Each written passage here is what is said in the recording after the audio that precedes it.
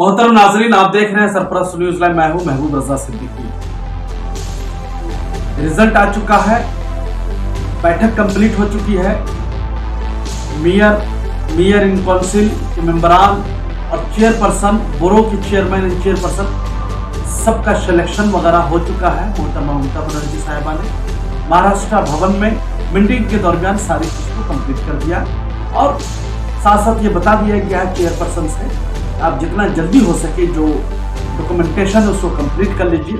ये सारी बातें तो सही है, मगर पूरे कलकत्ता शहर में अकलियत के दरमियान कहीं खुशी तो कहीं गम का माहौल है। खुशी इस बात की है कि फरहाद हकीम साहब को दोबारा मेयर बनाया जा चुका है। इस बात को लेकर के खुशी का माहौल है। मिठाइयाँ बांटी जा रही है, मिठाइयाँ खा रहे हैं, मुबारकबादियाँ दी जा रही है, मुबारकबादियाँ ली जा रही है। सोशल मीडिया में भी कांग्रेचुलेशंस, मुबारकबाद, शुभकामनाएं की तस्वीर आप देख रहे हैं। फरहाद हकीम साहब को हम लोग मुबारकबाद पेश करते हुए नजर आ रहे हैं। जो जहां पर जैसे उनके साथ तस्वीरें खिंचाई है, जैसे रिलेशन है, सारे रिश्ते को आया किया जा रहा है। ये तो खुशी का माहौल है। वहीं पूरे कलकत्ता शहर में, नॉर्थ एंड साउथ कलकत्ता में गम का भी माहौल है। गम का क्या माहौल है? ममता बनर्जी के पुराने सिपाही, पुराने साथी शमसुज़्ज़मान अंसारी, जो 3 बार से MMIC थे, 2000 में थे, 10 में थे, 15 में थे, इस बार उनको नजरअंदाज कर दिया गया है। मेंबर मेयर इन काउंसिल के लिस्ट में उनका नाम नहीं है। तो ये कहीं ना कहीं पूरे कलकत्ता शहर में अकलियत के दरमियान और जो उनके हल्के के लोग हैं, जैसे कि 136 नंबर वार्ड हो गया, 135 नंबर वार्ड है, 138 से 39 से 40, ये सब हल्कों में गार्डनेज, मटिया बुरुज एंड बरकल्ला वगैरह के हल्के में शमसुज़्ज़मान अंसारी साहब का काफी पकड़ है। वहां पर लोग, सैकड़ों लोग मुझे फोन करके बोल रहे हैं कि किस तरीका से हो गया, कैसे हो गया, ये हम लोग को पता नहीं है। इसलिए कि शमसुज़्ज़मान अंसारी एक जमीन से जुड़ा हुआ एक लीडर है, रहनुमा है, और ममता बनर्जी के पुराने साथियों में से एक है, वफादार साथी है। मगर कहीं ना कहीं वफादारी का कभी कभी इम्तिहान भी देना पड़ता है। शायद ये शमसुज़्ज़मान अंसारी साहब के लिए इम्तिहान की घड़ी है। अब क्या करना है, नहीं करना है, ये चीज है। मगर उनके मद्दाहों में, उनके चाहने वालों में मायूसी भी है, महरूमी भी है। कितना महबूब लीडर को, जिन्होंने पार्टी को हमेशा लोकसभा का इलेक्शन हो तो अपने एरियाज से 2, 4, 5 वार्डों से लीड दिलवाया, मार्जिन से MLA को जितवाया, MP को जितवाया, माला राय वगैरह को। और उनका 2 हल्का में वर्चस्व है। कलकत्ता पोर्ट से आते हैं शमसुज़्ज़मान अंसारी साहब, और उधर मटिया बुर्ज असम्बली है जो डायमंड हार्बर के अंदर में है। तो ये सब हल्कों में शमसुज़्ज़मान अंसारी का, वो सब लोगों में मायूसी की लहर है, गम का भी माहौल है। तो बोले तो किसे बोले और अपनी बीती किसे सुनाए। मगर ये मीडिया एक वाहिद चैनल है। सब चाहने वालों में सैकड़ों लोगों ने फोन किया कि हम लोग के साथ नाइंसाफी हो गई, हमारे लीडर को नजरअंदाज कर दिया गया है। ये बातें थी। और शमसुज़्ज़मान अंसारी पुराने साथी हैं, साथ में रहे, पार्टी के लिए हमेशा वफादारी दी है, पार्टी के लिए कुर्बानियां दी है। इस बार भी उन्होंने कुर्बानी ही दे दिया, खामोश हो गए। ये एक चीज है। दूसरी तरफ चलिए, आइए बातें करते हैं मंजर इकबाल साहब। मंजर इकबाल साहब भी कंटिन्यू जो है MMIC है, 5वीं बार वो उनकी अहलिया जो है जीत करके आ चुकी है। मंजर इकबाल साहब बालीगंज असम्बली हल्का से आते हैं। सुब्रतो मुखर्जी साहब, आज यहाँ सुब्रतो मुखर्जी साहब से बहुत करीबी में से, और हमेशा से अपने वार्ड से, अपने हल्कों से, 61 नंबर वार्ड हो या 60 वार्ड हो या फिर 64 वार्ड हो, ये सब हल्कों में मंजर इकबाल साहब का काफी पकड़ है। और मंजर इकबाल साहब हमेशा से अवाम के दरमियान में रहते हैं, लोगों के दरमियान में रहते हैं। जब उनके मद्दाहों के दरमियान, उनके चाहने वालों के दरमियान ये खबर फैली, इस बार जो है मंजर इकबाल साहब को MMIC की लिस्ट में शामिल नहीं किया गया है। ये तो पहले यकीन न हुआ, तो बार बार लोग पूछने लगे कि किनको बनाया गया। तो मैंने उनके पास लिस्ट भेज दिया। ये चीज बोले, सच ये लिस्ट सही है? मैंने बोला कि भाई ये महबूब रजा का लिस्ट नहीं है, ये कलकत्ता म्युनिसिपल कॉर्पोरेशन और दीदी ने जो लिस्ट जारी किया, जिनको जो होता है उनका लिस्ट। तो ये समझिए कि उनकी जो चाहने वाले लोग थे, उनको खुद भी यकीन नहीं हो रहा था कि मंजर इकबाल साहब जो इतना शानदार तरीके से काम कर रहे थे, पार्टी के लिए हमेशा वफादार रहे, लॉयल रहे, लॉयल्टी साबित हुई। और जब से ममता बनर्जी के साथ जुड़े, तृणमूल कांग्रेस के साथ जुड़े, मां माटी मानुस की सरकार जुड़े, कंटिन्यू वफादारी के साथ उनके साथ रहे, कभी तक पार्टी के हर फैसलों को मनमोहन तस्लीम किया। ये वफादार लोग हैं, इनको भी इस बार MMIC की लिस्ट में, MMIC में जगह नहीं मिला। यहाँ भी, इस हल्के में भी, इनके वार्ड में भी और इतराज के वार्डों में भी, कलकत्ता शहर में भी उदासियां बढ़ी हुई। ये तो दो सीनियर लीडर थे जो जिनकी बात, शमसुज़्ज़मान अंसारी और मंजर इकबाल साहब। अब बातें करते हैं नौजवान युद्ध फैज अहमद खान की। फैज अहमद खान पहली बार 2015 में जीत करके आए थे।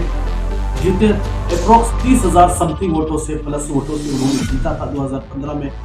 फिर उसके बाद 15 के बाद 2016 का इलेक्शन हुआ। 16 के इलेक्शन में अपने वार्ड से जावेद अहमद खान साहब को लीड दिलवाया। फिर 2019 का इलेक्शन हुआ।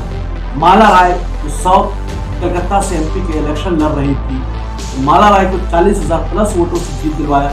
फिर 2021 में जब जावेद अहमद खान कस्बा असेंबली से लड़ रहे थे, इसलिए कि 66 वार्ड, 66 नंबर वार्ड जो है कस्बा असेंबली में आता है।